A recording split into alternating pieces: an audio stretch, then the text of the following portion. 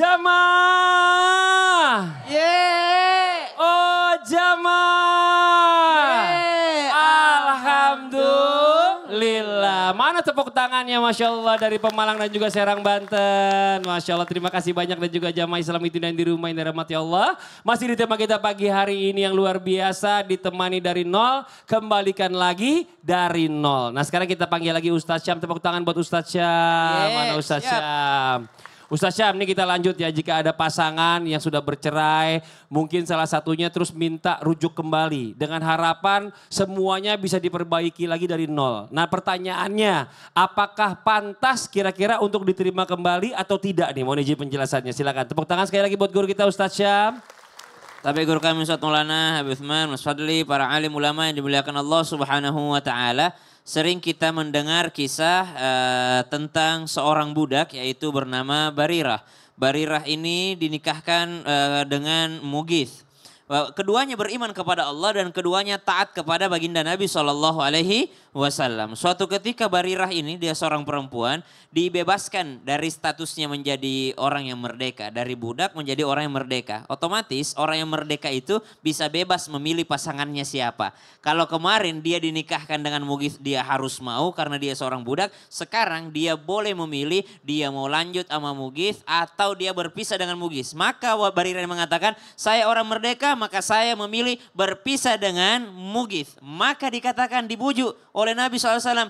Kasihan Mughith, kau nikahlah kembali sama Mughith, kembalilah sama Mughith. Maka Barirah mengatakan kepada Nabi, ya Rasulullah, apakah ini adalah perintahmu, apakah ini wajib? Kata Nabi, bukan, saya kasihan aja sama Mughith. Maka kata Barirah, kalau ini bukan kewajiban maka saya tidak mau rujuk dengan Mughith. Ditanya, kenapa dia jahat sama kamu? Enggak. Apakah dia sama kamu, zalim sama kamu? Enggak. Atau dia ini sama kamu ada kewajiban yang tidak terpenuhi? Enggak ya Rasulullah. Terus kenapa? Ya memang saya enggak cinta sama dia. Jadi subhanallah, kalau dikatakan bisa kembali lagi dari nol, apakah pantas diterima kembali kalau sudah berpisah? Kalau masih ada perasaan, masih ada cinta, maka silahkan kembali. Bahkan itu adalah pahala. Orang menikah itu kan menggugurkan dosa. Orang menikah itu kan berlipat ganda pahalanya. Kalau ada perasaan dan karena perasaan tersebut akhirnya dia berlaku akhlak mulia, maka silahkan kembali. Rujuk itu jauh lebih baik. Tapi seandainya mau rujuk kembali tapi ternyata baru lihat mukanya aja udah benci sekali. Baru dengar suaranya aja udah mau kabur. Bau cium aromanya aja udah benci sekali. Akhirnya dia pikir-pikir, saya rujuk pun pasti yang terjadi hanyalah kezaliman, dosa, kezaliman. Maka lebih baik saya berpisah dan tidak rujuk kembali kepadanya. Maka Islam itu tidak pernah memaksakan suatu hal yang tidak selaras dengan apa yang dinamakan kenyamanan daripada umatnya. Islam memberikan aturan untuk keselamatan, keamanan dan kenyamanan. Tidak pernah Islam memberikan aturan itu untuk mengekang daripada umatnya. Masya Allah Ta'ala. Jadi rujuk, kalau ada perasaan silahkan rujuk, bagus. Iya, kalau memang masih cinta. Iya kalau dong. memang itu untuk kebaikan. Betul. Tapi kalau lebih banyak mudaratnya daripada manfaatnya menikah sama beliau. Kalau zalim aja, zalim jangan. Nah, Masya Allah, makasih banyak Ustadz Syam. Tepuk tangan buat Ustadz Syam. Oke, kita lanjut lagi jamaah. Pernah mungkin ada yang mengalami saudaranya atau mungkin siapa kerabatnya lagi kekurangan, dulunya mungkin gak punya apa-apa, dikasih rumah ya, sampai buat ditinggalin, mungkin pendidikan anaknya juga ditanggung, pada saat anak-anaknya atau mungkin udah berapa waktu yang kemudian jadi sukses, tiba-tiba dia malah ngomong ya kan, roda ini berputar, jadi kayak orang lupa diri. Sampai nggak mau bantu pada saat yang dulu dia bantu itu, yang ngebantu dia itu sekarang lagi susah, nggak mau dia bantu. Nah terus bagaimana menghadapi orang-orang yang seperti ini nih? Mungkin langsung kita tanya lagi sama Habib Utsman. Fadhol Habib, tepuk tangan buat Habib Utsman. Khair Ustadz Maulana, Ustadz Syam, Mas Fadli. Ketika seorang ada kalimat, roda itu berputar. Ini kalimat kesombongan nih. Jangan, hati-hati. Ketika kalian berkata, hari ini waktunya saya yang kaya. Hari ini waktunya saya yang berkuasa. Hari ini waktunya saya yang mempunyai kedudukan, kemampuan dan lain sebagainya. Jangan. Ini semua anugerah dari Allah. Kalau bukan Allah yang memberikan kita nggak mungkin seperti ini. Jadi ketika seorang menyombongkan dirinya, menganggap yang paling hebat, yang menganggap sekarang saya yang paling berkuasa, yang paling sukses, ingat akan tunggu datangnya kehancuran yang Allah berikan kepada kalian. La yadkhulul jannah man fi qalbihi mithqala dzarratin min kibrin.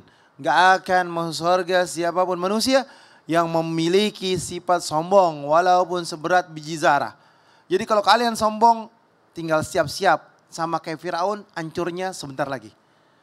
Kalau kalian sombong, Namrud dengan kekuasaannya hancur. Siapapun mereka punya kekuasaan, jomplang jatuh dengan tunggu waktunya. Kalau dibilang ini waktunya gue, sekarang gue yang berkuasa. Kalian mau apa? Hati-hati. Dan tentunya bagi orang yang sudah mengeluarkan rezekinya untuk membantu temannya, keluarganya, saudaranya sampai sukses, udah ikhlaskan. Berharap sama Allah, jangan berharap kepada makhluk. Makhluk itu hina. Kalau berharap kepada Allah, Anda mulia, Anda selamat. Dan kita memahami bahwasanya apa? Bahwasanya janganlah kalian memandang sebelah mata kepada siapapun. Berbuat baiklah kepada siapapun. Boleh jadi hari ini dia susah, besok dia bisa sukses. Boleh jadi hari ini dia tidak berhasil, besok dia bisa berhasil. Boleh jadi dia hari ini kita lihat dia nggak mampu dipandang sebelah mata, tapi besok ataupun lusa dia bisa lebih hebat dari kita.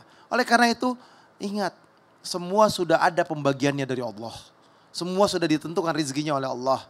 Maka kita jadi hamba Allah yang bisa menikmati apa yang kita dapatkan. Gak usah peduli urusan harta orang lain. Gak peduli mau Mas Fadli duitnya banyak, hartanya banyak, ya Allah, berlimpah. amin. Udah, itu rezeki dari ya Allah, gak perlu amin. disirikin. Amin. Emang jalannya begitu. Amin, amin, ya Habib. Terus Bib, doain, doain, terus Bib. Amin, amin, amin. Oleh karena itu bersyukur, nikmati, jalani, itu berkah. Iya, amin. Gak usah minta doain juga. Saya lagi didoain biar sukses. Iya, biar banyak makanya hartanya. kan dirimu lagi didoain. Makanya saya kesini supaya doanya mampir ke sini. Amin.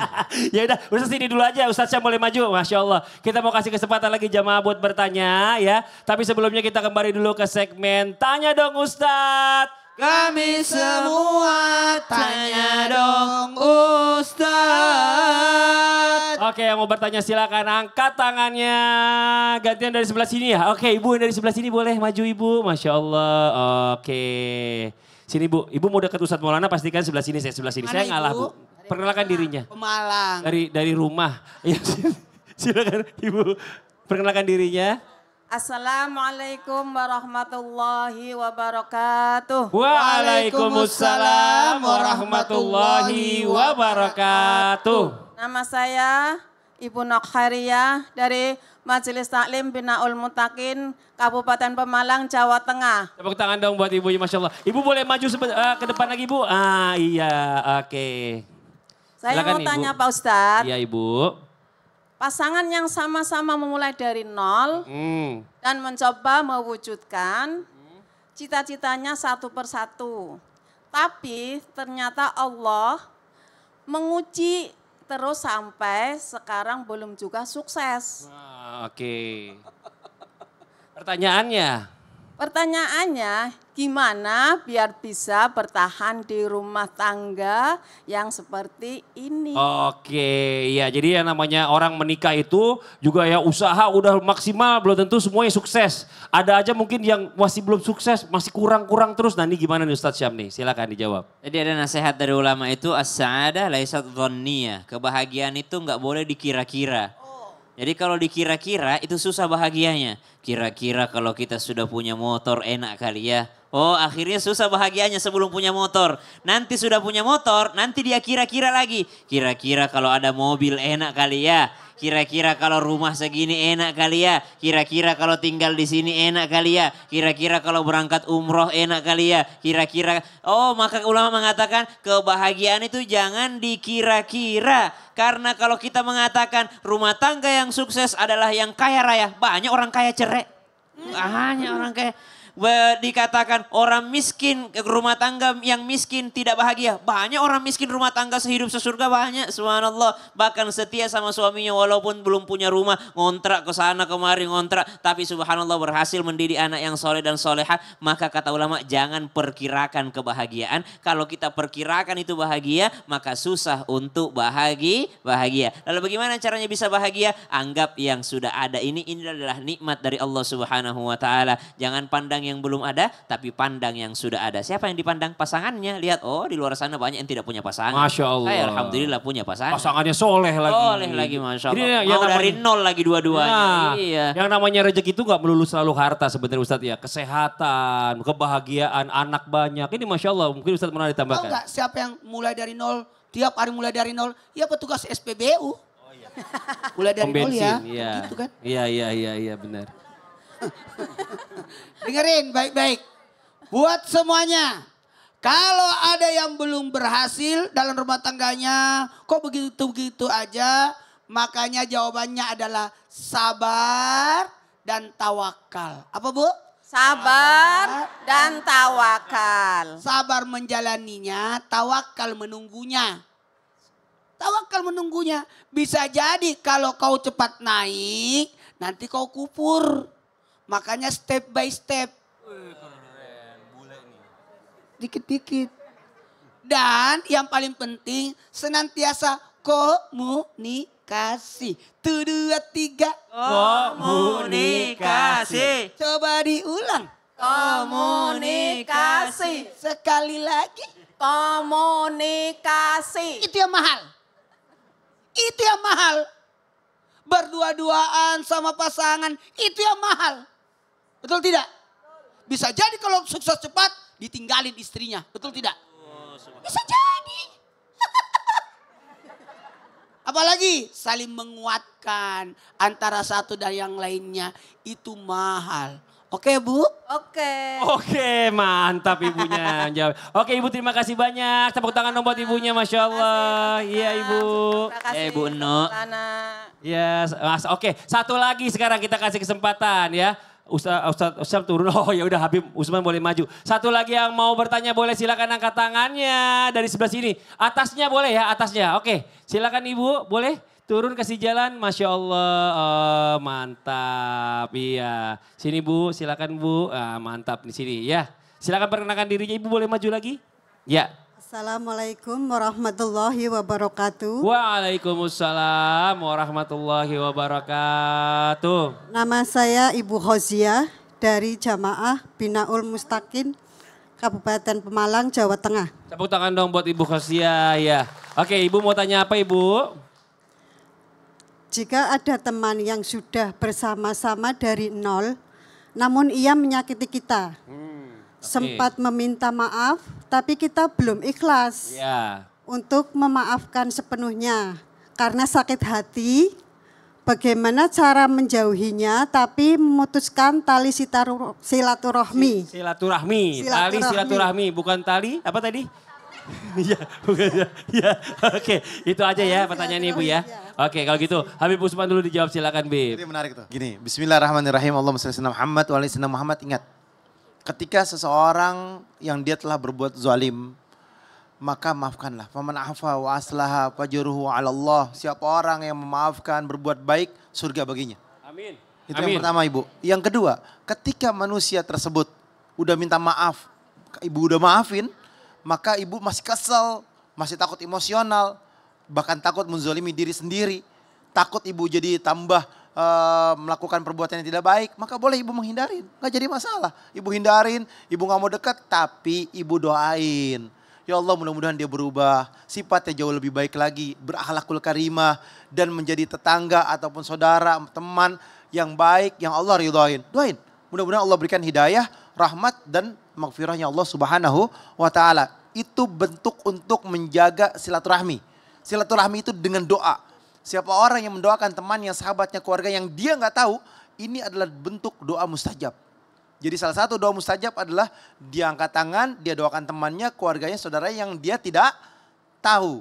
Kalau saudara yang nggak tahu, teman yang nggak tahu, ini jadi mustajab. Tapi kalau misalkan Ibu kasih tahu, saya kemarin doain kamu loh. Nah, mustajabnya hilang. Ini mustajabnya hilang. Jadi ketika dia nggak tahu, Ibu diam aja. Itu mustajab. Ini bentuk silaturahmi Ibu.